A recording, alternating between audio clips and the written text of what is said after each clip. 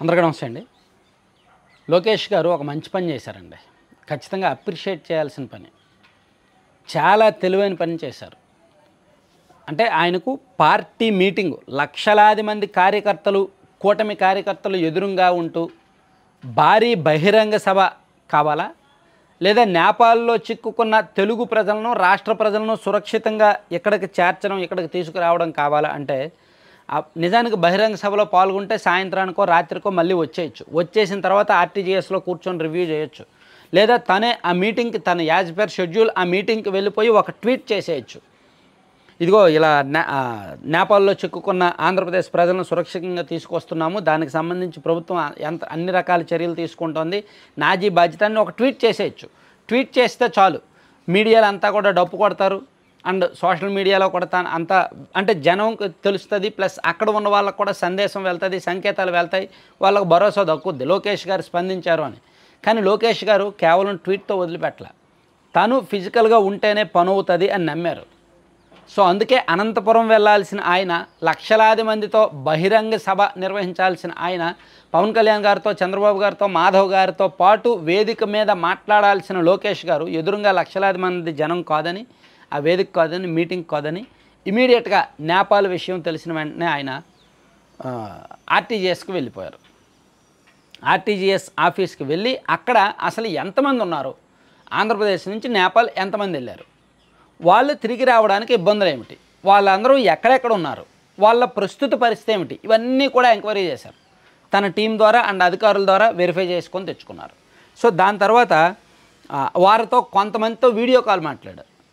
వాళ్ళలో చాలామంది ఒక హోటల్లో తలదాచుకుంటున్నారు బిక్కుబిక్కుమంటూ, వాళ్ళతో వీడియో కాల్ మాట్లాడారు. మీకేం ఇబ్బంది లేదు, నేను మిమ్మల్ని తీసుకొస్తాను అని. అలాగే కాట్మండ్ నుంచి విశాఖపట్నానికి ఒక ప్రత్యేక విమానం వేశారు.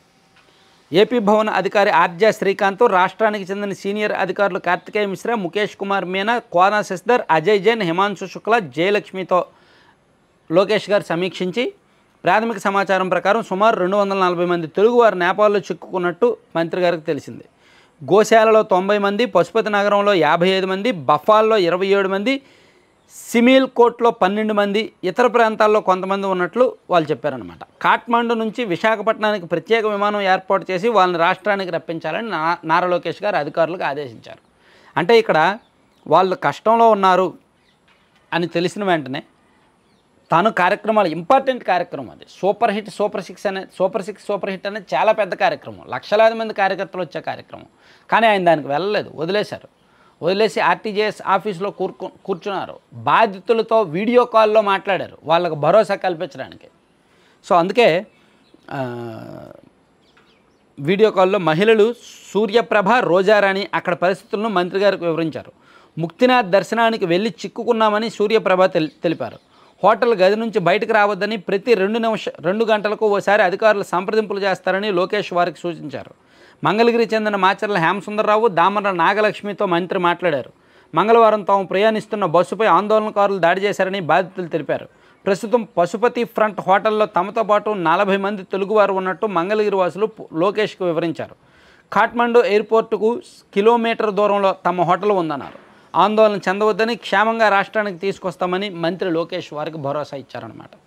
సో ఖచ్చితంగా ప్రభుత్వం తీసుకుంటున్న చర్యలు అయితే మాత్రం చాలా, అంటే నిజానికి ట్వీట్ చేసి వదిలేయచ్చు. చంద్రబాబు గారు, లోకేష్ గారు, పవన్ కళ్యాణ్ గారు ఒక ట్వీట్ పెట్టేస్తే జనం దాని మీద పాజిటివ్గానే మాట్లాడతారు. కానీ వెళ్ళకుండా, మీటింగ్కి వెళ్ళకుండా, సోషల్ మీడియాతో మనం పరిమితం అవ్వకూడదు, ఫిజికల్గా రంగంలోకి దిగాలి అని నమ్మి ఆర్టీజీఎస్ ఆఫీస్కి వెళ్ళి అధికారులు అందరితో కూడా రివ్యూ చేసి దాని మీద సీరియస్ ఇన్స్ట్రక్షన్స్ ఇచ్చారనమాట. సో దీనికి తగ్గట్టు అత్యవసర హెల్ప్ లైన్ ఒకటి ఏర్పాటు చేశారు. 9818395787 అత్యవసర సహాయం కోసం నెంబరు. అలాగే 24/7 24 గంటలు అందుబాటులో ఉండే ఒక హెల్ప్ లైన్ నెంబరు 0863234068 0863234068 ఈ నెంబర్ కూడా కాల్ చేయొచ్చు. అలాగే వాట్సాప్లో అయితే 8500027678. ఈమెయిల్ అయితే helpline@apnrts.com. ఈ మెయిల్ ఐడి ద్వారా కూడా ఈ మెయిల్ ఐడికి మెయిల్ చేయొచ్చు, లేదా కాల్ చేయొచ్చు. కాల్ చేస్తే మేము ఇమీడియట్గా రెస్పాండ్ అవుతాము అని కూడా లోకేష్ గారి టీం అక్కడ ఉన్న చాలామందికి భరోసా ఇచ్చారన్నమాట. Thank you. సో కంటెంట్ అయిపోయిందండి. కంటెంట్కి సంబంధం లేకుండా ఒక చిన్న ఇంపార్టెంట్ ప్రమోషన్, లడ్డూపల్లెం.com అని దాదాపుగా ఒక 20 రకాల లడ్డూలు వీళ్ళ దగ్గర ఉంటాయి. గోధుమ, రవ్వ అండ్ మఖానా లడ్డు కావచ్చు, మిల్లెట్స్ లడ్డూలు ఒక 4-5 రకాలు ఉంటాయి, ప్లస్ డ్రై ఫ్రూట్స్ లడ్డూలు ఉంటాయి, సీడ్స్ లడ్డూలు ఉంటాయి. ఇలా భిన్నమైన లడ్డూలు ఒక 20 రకాలు వీళ్ళ దగ్గర ఉంటాయి. వాటితో పాటు ఈ మిల్లెట్స్తో రాగి, సజ్జ, జొన్న, కొర్ర వాటితో చేసిన హాట్ స్నాక్స్ అంటే జంతికలు, మురుగులు, రిబ్బన్ పకోడా అవన్నీ పిల్లలు స్కూల్ నుంచి వస్తే జంక్ ఫుడ్ పెట్టే కంటే ఇలాంటివి పెట్టడం మంచిది. ఎటువంటి సైడ్ ఎఫెక్ట్స్ ఉండవు, ప్లస్ మిల్లెట్స్ లోపలికి వెళ్తాయి కాబట్టి.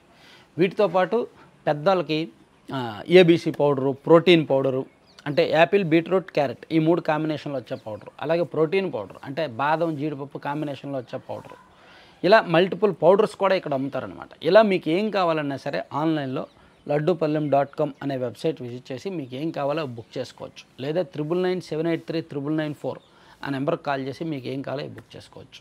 Thank you.